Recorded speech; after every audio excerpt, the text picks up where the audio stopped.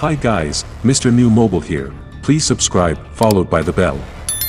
So, after the launch of Samsung Galaxy S22 series, the rumor regarding Galaxy Z Fold 4 began to polyar up, and the Galaxy Z Fold 3 sale and Z Flip 3 deals are added enticements to their starting price cuts, but Samsung is trying to find ways to achieve foldable phones price parity with regular handsets as soon as the Z Fold 4.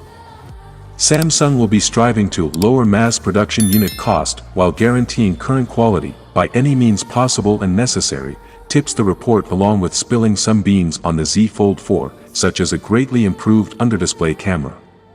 While this may sound like an expected trend for a market that is now in its third model edition, Samsung is reportedly adding features, and unique ones at that, rather than simply updating the processor and camera kits. The underdisplay camera and S Pen support are unique among foldable phones, or most phones, really, and add real value to the field. How, then, may Samsung go about cutting the Galaxy Z Fold 4 production price? Well, one way is by replacing expensive suppliers in the chain with alternatives that are no less experienced but can produce the component for less. Its first stop, on the Z Fold 3, were the ultra-thin glass cover and the battery packs. Battery makers ATL and BYD, two of the Chinese giants in the field, have entered the Galaxy Z Fold 3 and Z Flip 3 supply chain, replacing the more expensive packs.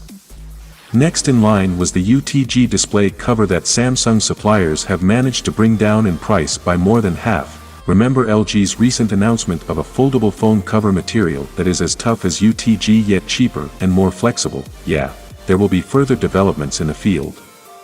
Additionally, in line could very well be the expensive hinge mechanism that Samsung made way more durable and sealed than the previous generation. Samsung now has no less than 3 separate hinge suppliers lined up for its future foldable phones, and a 4th is on the way. The competition to win orders from Samsung will be fierce, and these companies will undoubtedly do wonders to lower their prices and win the Z Fold 4 contracts.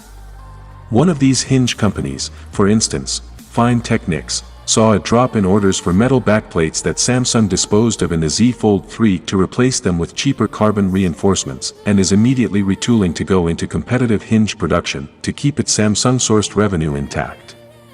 To cut the long story short, with the Z Fold 3 and Flip 3, Samsung is optimizing the production costs of its foldables the smart way by adding features that don't cost an arm and a leg but add to the evolution of this budding niche.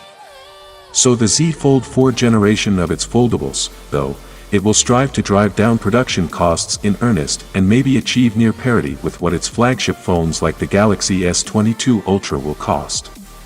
We can't say we will be disappointed by such a move, especially if the Z Fold 4 manages to hit the $1,499 mark at launch with a new Snapdragon 8 Gen 1 or Exynos 2200, and new cameras, including the underdisplay one that the leakster tips will offer improved UDC hole permeability and saturation and be less noticeable than the first generation UDC. Well, that is it guys. Without being said, let me know your thought in the comment below, and if you are new here, please subscribe, like the video, comment. Thanks for watching. See you on my next video. Peace out.